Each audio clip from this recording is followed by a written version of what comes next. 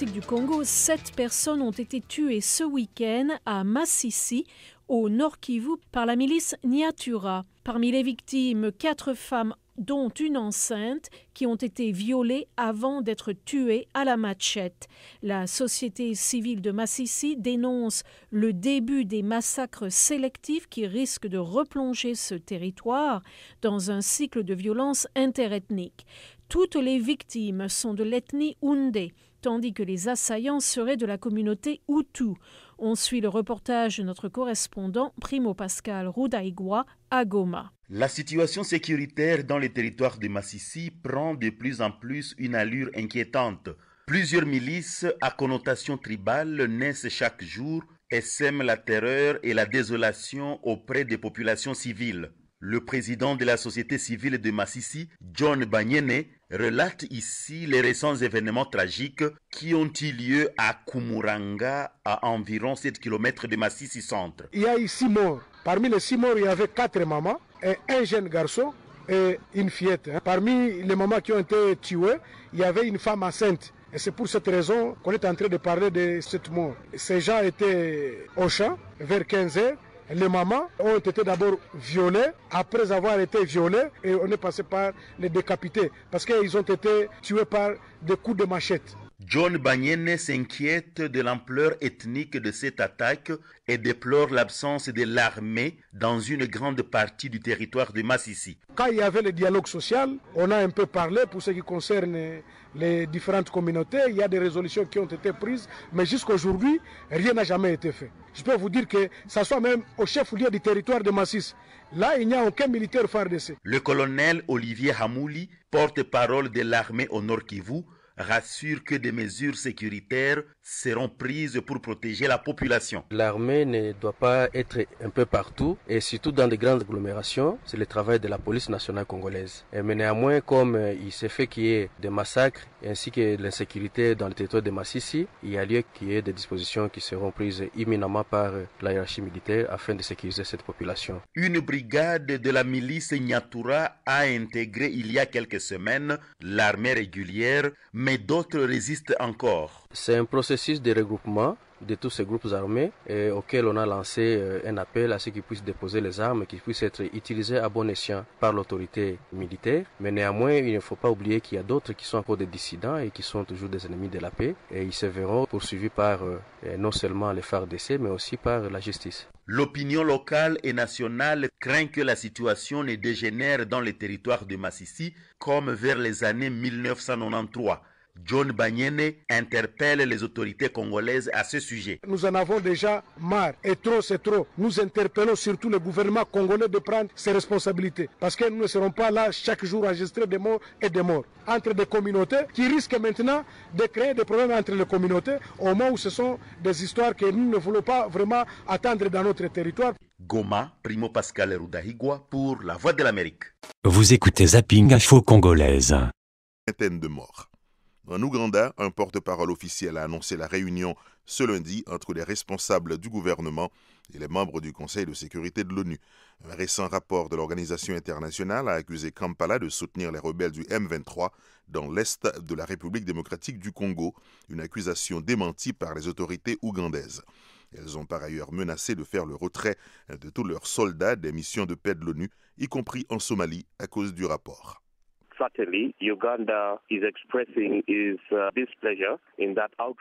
Certes, l'Ouganda exprime son mécontentement vis-à-vis de ce rapport scandaleux et il va réexaminer sa position concernant tous les efforts de paix dans la région, a déclaré Fred Opolot, qui dirige également le Centre ougandais pour les médias. Toutefois, ajoute le porte-parole, le gouvernement agira avec prudence et aucune décision ne sera prise avant les pourparlers entre Kampala et le Conseil de sécurité. Vous écoutez Zapping Info Congolaise.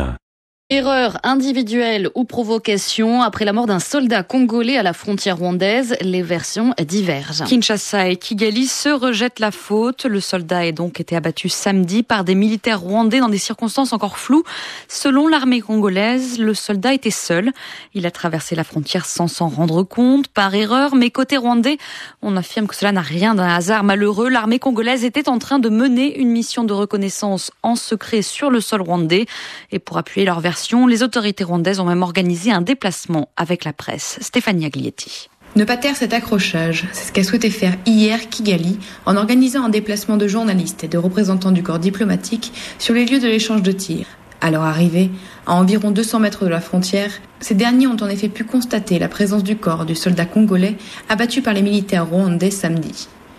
Après avoir retiré la couverture qui le recouvrait, les soldats congolais l'ont formellement identifié, ainsi que la Kalachnikov posée à côté de lui, avant de finalement récupérer le corps. Selon le porte-parole de l'armée rwandaise, le général Joseph Nzabamwita, les soldats congolais avaient pénétré en territoire rwandais alors qu'ils étaient en mission de reconnaissance. Des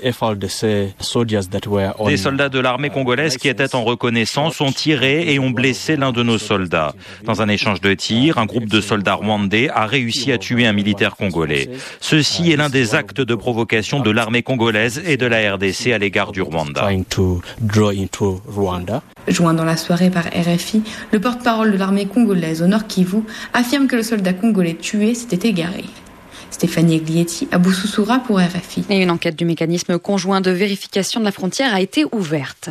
Dans le centre de la République démocratique du Congo, après les plaintes de la population, c'est au tour du colonel déserteur John Chibangu d'accuser les militaires de s'en prendre aux habitants des deux Kasaï. John Chibangu a déserté l'armée il y a 4 mois. Il conteste les autorités congolaises et la hiérarchie militaire des FARDC. Il se présente maintenant comme lieutenant général. Kinshasa veut l'arrêter et le juger pour atteinte à la sûreté de l'État et des soldats sont à sa recherche. John Chibangu dénonce leur méthode.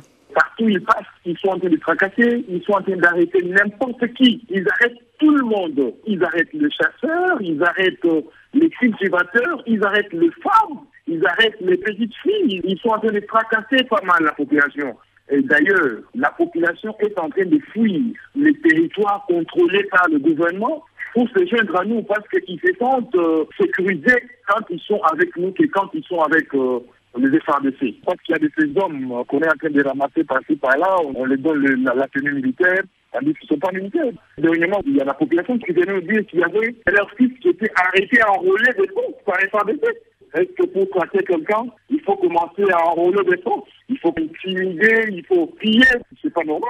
C'est pourquoi nous sommes en train de lutter pour amener le changement et dans l'armée et dans la politique. John Chibangu, ex-colonel de l'armée congolaise en fuite dans les deux Kasaï. Vous écoutez Zapping Info Congolaise. Que s'est-il réellement passé ce week-end à la frontière entre la République démocratique du Congo et le Rwanda? Selon un porte-parole de l'armée congolaise, samedi, un commando rwandais a ouvert le feu sur des soldats congolais, tuant un militaire parmi eux. Kigali accuse les forces armées de la République démocratique du Congo d'avoir franchi illégalement ses frontières. Des précisions avec vous, Baba Bari.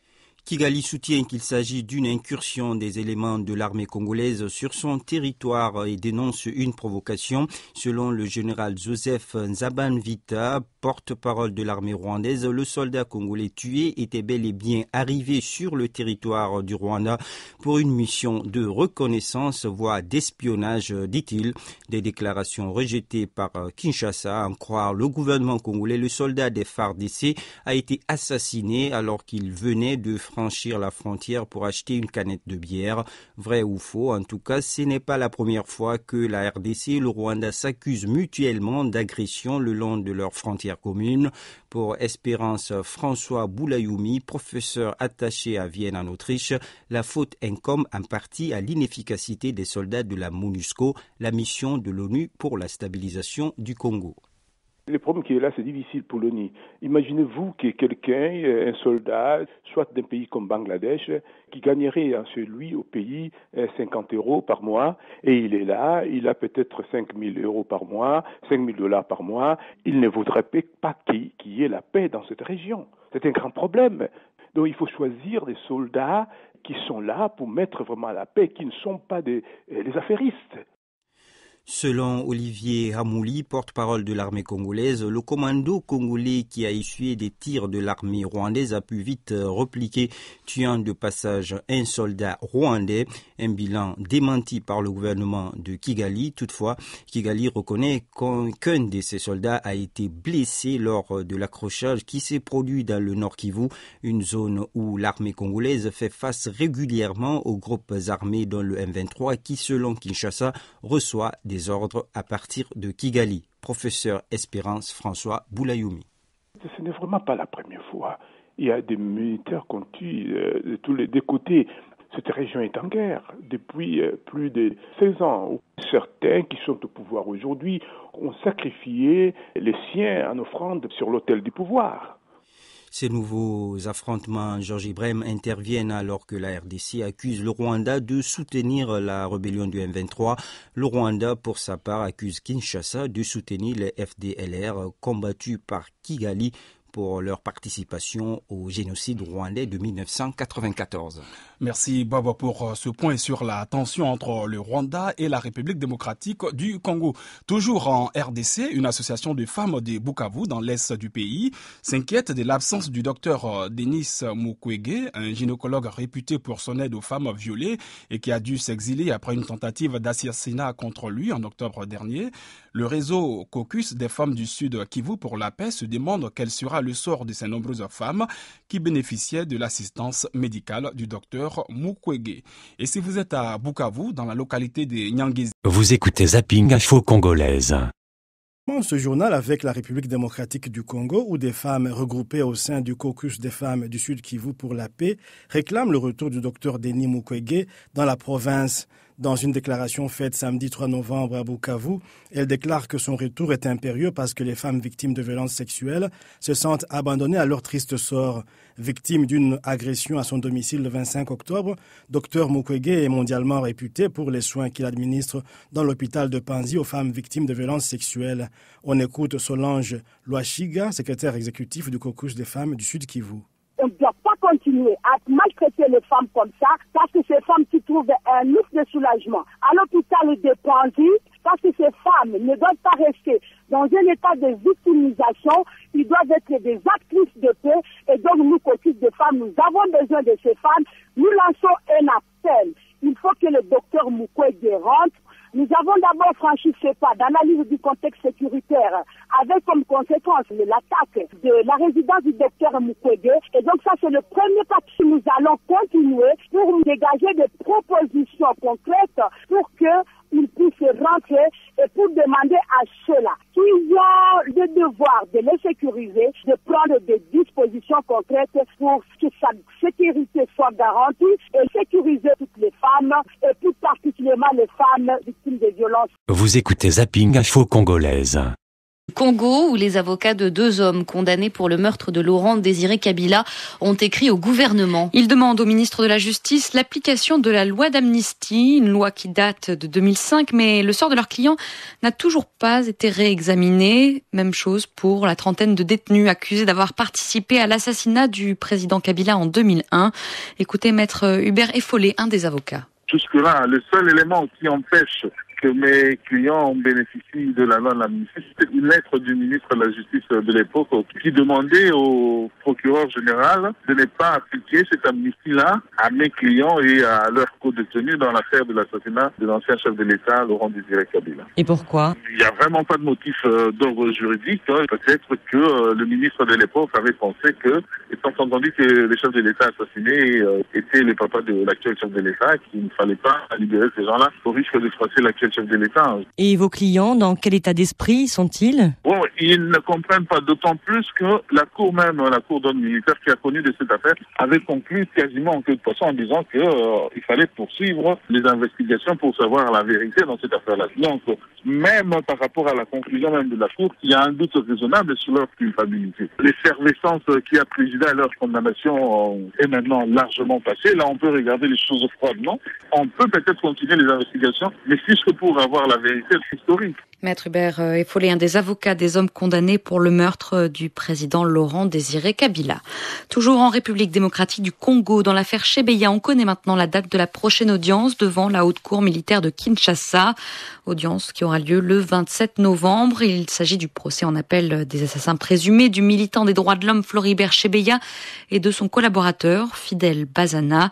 Lors de la dernière audience, fin octobre, la Cour a rejeté la demande des parties civiles. Le juge refuse donc de faire comparaître le général John Numbi, le chef de la police, au moment des faits en 2010. Il est pourtant considéré comme le principal suspect par les familles des victimes. L'Ouganda demande au Conseil de sécurité des Nations Unies de prendre au sérieux sa menace. Kampala parle depuis plusieurs jours de retirer ses troupes des opérations de paix auxquelles elle participe, comme par exemple l'AMISOM en Somalie. Kampala attend du Conseil de sécurité de l'ONU qu'il clarifie sa position. En cause, un rapport d'experts sur l'Est de la République démocratique du Congo. Un rapport qui accuse Kampala de soutenir la rébellion du M23 dans le Nord Kivu. Vous écoutez Zapping Info Congolaise. C'est suite à l'incident de samedi qui a coûté la vie à un soldat congolais à la frontière avec le Rwanda. Des officiers militaires congolais basés dans ce secteur ont conduit des journalistes congolais et étrangers à la frontière ce lundi. Selon la presse congolaise, il y a eu échange de tirs pendant le week-end entre militaires congolais et rwandais. Idrissa Seydoudia a joint le porte-parole militaire des FARDC au Nord Kivu, le colonel Olivier Amoudi. Ce qui s'est passé est qu'il y a un militaire FARDC, un soldat, qui a été tué par les militaires RDF, et visiblement sur la frontière entre le Congo et le Rwanda, à un endroit où il n'y a pas une frontière naturelle. Et là où tout le monde peut se tromper, il n'y avait que des bouviers à cet endroit-là, et que nous n'avons pas retrouvé lorsque nous sommes allés faire des enquêtes. Mais dans l'entretemps, le corps nous a été remis hier par les militaires RDF. Vous avez dit, en parlant de cet incident, qu'il était dû à un militaire en divagation. Qu'entendez-vous par en divagation? En divagation, tout simplement parce qu'il n'avait pas l'autorisation de ses chefs hiérarchiques, mais aussi c'était en dehors, un peu plus loin de la position normale des FARDC. C'est un endroit dont il n'y avait pas un déploiement de FARDC. C'est pourquoi j'ai dit qu'il était en divagation. Il n'y a que plus tard que ses chefs ont appris qu'il a été tué du côté de la frontière entre le Congo et le Rwanda, très loin de la position habituelle des FARDC. Vous parlez d'un soldat, tandis qu'il y a certaines agences de presse qui disent que des militaires congolais avaient en réalité franchi la frontière pour acheter du lait au Rwanda. Votre réaction? C'est une désinformation, c'est un seul militaire, soldat de son rang, avec sa tenue, avec une arme. Que répondez-vous donc à cette déclaration du porte-parole de l'armée rwandaise, citée par l'AFP, qui dit que les soldats congolais avaient pénétré en territoire rwandais en mission de reconnaissance et il a dénoncé, et je cite encore, un acte de provocation de votre part. Votre réaction? Une mission de reconnaissance individuelle, ça n'existe nulle part au monde et en plus, un agent de renseignement, il doit être non apparent. Mais lui, il était bien identifié, même avec sa carte, avec tenue et armes, je le répète. Alors, c'est inacceptable. Inacceptable. Mais alors, compte tenu de cette déclaration du porte-parole militaire rwandais, n'avez-vous pas peur que cet incident dégénère en quelque chose d'imprévisible dans la mesure où il y a pas mal de suspicions entre les deux pays actuellement? L'équipe de vérification conjointe est à pied d'œuvre et elle va pouvoir tirer les conclusions. Le porte-parole militaire des FARDC au Nord Kivu, le colonel. Vous écoutez Zapping Info Congolaise. Démocratique du Congo, John Ging, le directeur des opérations de l'OCHA, le Bureau de la coordination des affaires humanitaires des Nations Unies, a tiré la sonnette d'alarme lundi, appelant la communauté internationale à contribuer plus fortement à résoudre la crise à l'est de la RDC. Après une semaine de mission d'évaluation de la situation humanitaire dans les provinces du Nord et du Sud Kivu, situées à l'est de ce pays, John Ging a tenu une conférence de presse à New York, compte rendu de Christina Silvero. Le directeur des opérations du Bureau de la coordination humanitaire de l'ONU, John Ging, a qualifié de désespéré le besoin de financement supplémentaire pour les opérations d'urgence à l'est de la RDC. Depuis le début de l'année, la montée en puissance des rebelles du M23 et de plus d'une vingtaine d'autres groupes armés s'est traduite par des violences contre les civils sous forme de meurtres, de viols et de représailles, a déploré John Ging. À ce jour, plus de 1,6 million de personnes sont déplacées dans les Kivu, a-t-il précisé, et cela vient se rajouter à une situation déjà difficile en RDC, pays dans lequel 4,5 millions de personnes connaissent l'insécurité alimentaire et presque 2,5 millions sont déplacées. Pour John Ging, il ne faut pas baisser les bras devant l'ampleur du défi humanitaire dans la région. Il est possible d'y répondre, mais pour ce faire, le financement est essentiel. Or, depuis le début de l'année, sur un appel de 791 millions de dollars, seuls 429 millions ont été reçus. Vous écoutez Zapping Info Congolaise. Avec maintenant une question, pourquoi la région des Grands Lacs ne parvient-elle pas à faire la paix et ramener la stabilité malgré les nombreuses initiatives régionales et internationales invitées par l'Office rwandais de gouvernance? Une trentaine d'universitaires, de chercheurs et de représentants des médias se sont retrouvés au cours des 2 derniers jours à Kigali pour débattre de cette question et proposer des pistes de solutions aux dirigeants de la région. Le point tout de suite avec Emmanuel Rochingabigui, notre correspondant au Rwanda. Premier constat, les conflits recensés dans la région sont en partie hérités de l'époque coloniale, mais les régimes qui se sont succédés au pouvoir depuis les indépendances doivent eux aussi assumer leur part de responsabilité.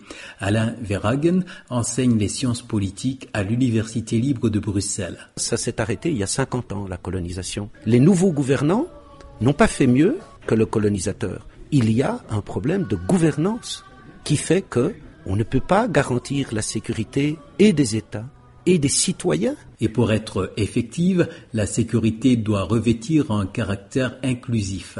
Eugénie Rohiaao de l'université Cheikh Anta Diop à Dakar. La sécurité, ce n'est plus simplement une affaire de militaires, une affaire de diplomates, mais c'est l'ensemble des communautés qui sont les premières à être les victimes des conflits, qu'elles ne soient plus des victimes, mais qu'elles soient des actrices. Cas d'espèce, les tensions qui minent depuis plusieurs années les relations entre la République démocratique du Congo et son voisin rwandais. De l'avis du père Divin, responsable d'une congrégation religieuse en RDC, une bonne partie de la population congolaise est fermement convaincu que le Rwanda est à l'origine de tous ces malheurs. Vous me poserez la question de savoir, mais est-ce qu'ils ont toutes les preuves que le Rwanda fait quoi que ce soit? C'est pas tellement une question de preuves, c'est beaucoup plus question d'un parcours historique. Il y avait eu changement de régime, ils étaient là. Par la suite, ils étaient derrière le RCD. Il y a aussi la récupération politicienne, donc ça peut poser aussi des problèmes dans la perception, on va dire, collective. Le père Divin assure cependant que la région finira par sortir du tunnel, car, affirme-t-il, si Belges et Allemands, si Allemands et Français ont pu transcender rancœurs et suspicions héritées de la guerre et cohabitent pacifiquement au sein de l'Union européenne, alors pourquoi pas nous? Emmanuel Rochingabigui à Kigali pour la Deutsche Welle. Le gynécologue et humanitaire congolais Denis Mukwege a annoncé hier son intention de retourner en République démocratique du Congo le plus tôt possible dès que sa sécurité pourrait être assurée. Réputé pour son aide aux femmes violées de l'Est de la RDC, Denis Mukwege a dû s'exiler en Belgique après une tentative d'assassinat. Vous écoutez Zapping Info Congolaise. Toujours en République démocratique du Congo, la mission des casques bleus de la MONUSCO, la mission de l'ONU de stabilisation dans ce pays, déployée depuis près d'un mois à Mitwaba, dans la province du Katanga, a pris fin mardi 6 novembre. Du côté de la population, c'est l'inquiétude et le désarroi.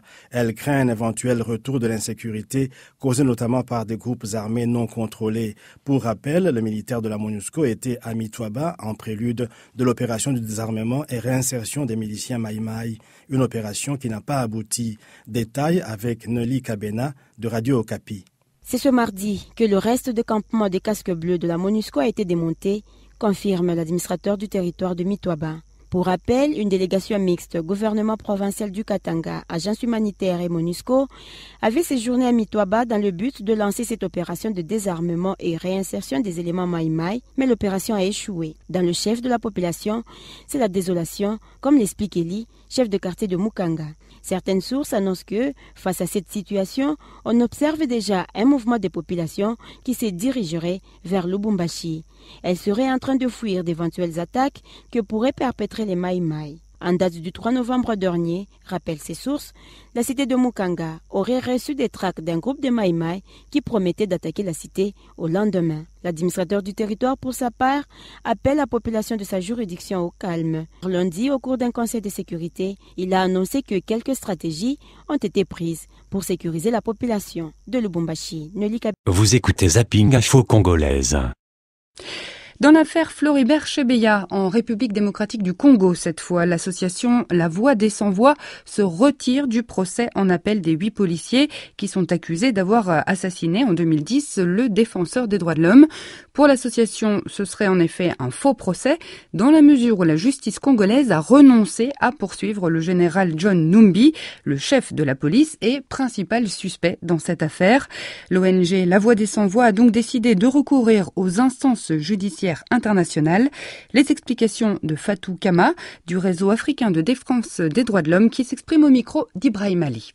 C'est effectivement une possibilité pour les ONG de saisir les juridictions, aussi bien régionales qu'internationales, mais à condition, d'abord, pour ce qui est du niveau régional, c'est-à-dire au niveau de la Cour des droits de l'homme et des peuples. Donc, il y a une possibilité pour les ONG de la saisir en cas de violation des droits de l'homme, mais si et seulement si, tout d'abord, que l'État incriminé accepte la saisine des ONG, que fasse une déclaration. Ça se trouve au niveau du protocole, régissant la Cour. Donc, ça, c'est une condition fondamentale. Il faut que les voies de recours internes soient excusées ou alors qu'on atteste que la procédure a été illégalement prolongée. Mais, vous savez, les juridictions internationales, c'est les juridictions subsidiaires, c'est-à-dire qui viennent après les juridictions nationales. Il y a des pays comme la Belgique ou la France qui se donnent souvent des compétences internationales en matière de justice. Qu'en est-il? Oui, ça c'est la compétence universelle. Et vous savez, le Sénégal a maintenant cette loi-là de compétence universelle qui permet justement de se saisir dans le cas de violation des droits de l'homme. Mais si vraiment l'auteur est sur le territoire sénégalais ou territoire belge, parce que je sais que ces deux pays disposent de cette loi-là, ou alors, parce que dans le cas que je connais, cette jurisprudence Hissène Habré, où vous avez des victimes qui ont saisi la Belgique, ces victimes-là ont la nationalité belge. Et la loi belge nous a permis justement de saisir les juridictions belges. L'ONG CBA, par exemple, est-ce qu'elle peut saisir une justice belge sans l'accord de l'État congolais? Je ne pense pas que l'accord de l'État congolais soit nécessaire pour saisir la Belgique. Il y a une condition que les victimes soient de nationalité belge et qu'elles portent plainte, même si l'affaire se trouve dans un autre territoire et les faits se sont déroulés ailleurs. La Belgique peut se saisir sur la base de sa loi de compétence universelle du cas. C'était Fatou Kama du réseau africain de défense des droits de l'homme. Vous écoutez Zapping Info Congolaise. Des Sans-Voix se retire donc du procès des policiers jugés en appel pour l'assassinat de Floribert Chebeya. Le fondateur de cette ONG avait été retrouvé mort il y a 2 ans. Ses proches souhaitent que la justice engage des poursuites contre le patron de la police de l'époque, le général John Numbi. Mais le tribunal militaire refuse et c'est cette décision qui a motivé le départ de la Voix des Sans-Voix, comme l'explique le numéro 2 de l'association, Rostam Manketa. Nous voulons qu'on mette fin au régime des intouchables en République démocratique du Congo. Qu'on mette fin à toutes ces personnes et autres personnalités qui sont au-dessus de loi. À toutes ces personnalités qui sont même plus fortes que l'État. Et ça, c'est très très dangereux. Si la haute cour militaire continue le procès, nous aurons agi à temps. Parce que à quoi bon d'aller à ce procès et d'assister à ce déni de justice auquel nous sommes en train d'assister? En fait, il y a un refus de dire le droit aujourd'hui. Le vrai droit. C'est ça le déni de justice. Nous ne voulons pas assister à une parodie de procès. C'est ça notre souci. Et quand on se retire, eux continuent, et ils continuent de la manière que ça se fait aujourd'hui, du moins, nous aurons évité de cautionner une parodie de procès. Nous aurons évité, nous, de consacrer l'impunité en République démocratique du Congo. Le numéro 2 de l'ONG La Voix des Sans-Voix, interrogé par Bruno Minas. Vous écoutez Zapping Info Congolaise. Démocratique du Congo, des soldats des forces armées angolaises ont fait des incursions le week-end dernier dans la forêt de Mabunduka, au groupement Mbemba, dans le territoire de Tchela, à plus de 200 km à l'ouest de la ville de Matadi, dans la province du Bas-Congo. Des ONG locales de défense des droits de l'homme qui ont rapporté la situation jeudi 7 novembre parlent d'accrochage sur le territoire congolais entre les militaires des forces armées angolaises et ceux du FLEC, le Front de libération de l'enclave de Cabinda. Reportage de Dani Kindanzita, rendu par Lievin Mbwinga de Radio Okapi. C'est un pêcheur qui avait aperçu un groupe de soldats des forces armées angolaises de plus de 50 personnes, affirment des sources sur place. Ces militaires ont traversé le fleuve Chiloango à l'aide de hors-bord. 30 minutes après, on a entendu une grande détonation et des tirs nourris à l'arme lourde. Tirs qui ont duré, selon le pêcheur, près de 3 heures. C'est vers 18 heures que les FAA sont retournés avec des blessés dans l'enclave de Cabinda, toujours par le fleuve. Pour l'heure, il est difficile d'établir un bilan et indiquer les mêmes sources. Conséquence de cette situation, la population a peur d'aller en forêt. Sur ordre du chef de secteur, un individu est aux arrêts, soupçonné d'être en contact avec les éléments du Front de libération de l'enclave de Cabinda. Aux dernières nouvelles, une forte délégation composée des membres du Conseil provincial de sécurité séjourne à Tchela. Une équipe a été dépêchée sur place, a déclaré l'administrateur du territoire. Charles Ilo Ankoy a promis de fournir plus d'informations à ce sujet au retour de cette équipe. Vous écoutez Zapping Info Congolaise. Violence armée dans l'est de la RDC. La coordination de la société civile du Nord Kivu appelle l'armée congolaise à sécuriser certaines zones en territoire de Lubero en vue de favoriser le retour des habitants déplacés dans leur localité. Selon cette organisation, hier, 5 personnes ont été tuées au cours d'affrontements à Bingi lorsqu'une coalition Mai-Mai FDLR a attaqué une position de l'armée congolaise au sud-ouest du territoire de Lubero. À la suite de ces affrontements, un déplacement massif des populations s'observe dans la zone, indique cette organisation. Et comme vous écoutez Zapping Info Congolaise. L'Ouganda menace de retirer ses troupes de la force mixte Union africaine-ONU en Somalie, l'AMISOM. Kampala a réagi ainsi à la publication début novembre du rapport des Nations Unies, l'accusant de soutenir certains groupes rebelles qui sévissent dans l'est du Congo. La menace de retrait de l'Ouganda coïncide avec la décision du Conseil de sécurité des Nations Unies de maintenir ses forces en Somalie. Plus de détails avec James Simanuala et Ramatasori. La mission de l'AMISOM qui devait s'achever en fin novembre est donc prolongée de 4 mois. Elle prend maintenant fin en mars de l'année prochaine. Cette prolongation contraint plus ou moins l'Ouganda dont les troupes forment l'ossature de la force de l'Union africaine et des autres opérations de paix dans la Corne de l'Afrique à rester au sein de l'AMISOM. Aboubakar Diarra, le chef de l'AMISOM, explique qu'en fait l'Ouganda a formulé des menaces en l'air. Non, croyez-moi, l'Ouganda ne se retirera pas. L'Ouganda n'a jamais adressé une lettre de demande de retrait ni à l'Union africaine ni à l'AMISOM. Si l'Ouganda veut se retirer, il doit nécessairement adresser une correspondance officielle à l'Union africaine et à l'AMISOM. Pour Emmanuel Kisiangani, expert de la Corne de l'Afrique à l'Institut africain d'études sur la sécurité basé à Nairobi, si jamais l'Ouganda se retire, l'AMISOM sera mise à rude épreuve. Ils représentent environ un tiers des forces de l'AMISOM et ils sont les principaux acteurs à Mogadiscio. Je pense qu'ils essaient juste de mettre la pression sur le Conseil de sécurité de l'ONU pour ne pas qu'il donne suite au rapport accusant l'Ouganda de certains crimes en RDC.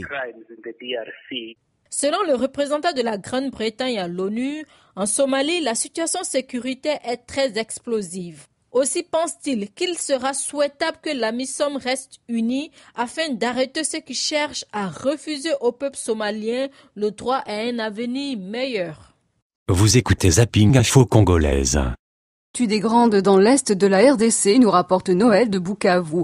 Nous vivons dans l'insécurité permanente, on ne sait plus quoi faire. Notez qu'un chauffeur de taxi-moto est mort hier à Goma après avoir été frappé par la police militaire peu avant 18h30, heure où les motos sont interdites.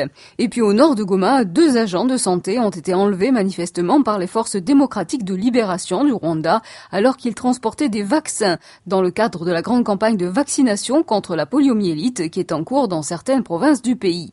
Nous, les Congolais, nous mourons beaucoup à cause de nos dépendances et de la peur de nos pays voisins. Bien que théoriquement indépendants, nous faisons partie des peuples qui souffrent le plus au monde, estime Adolphe de Goma.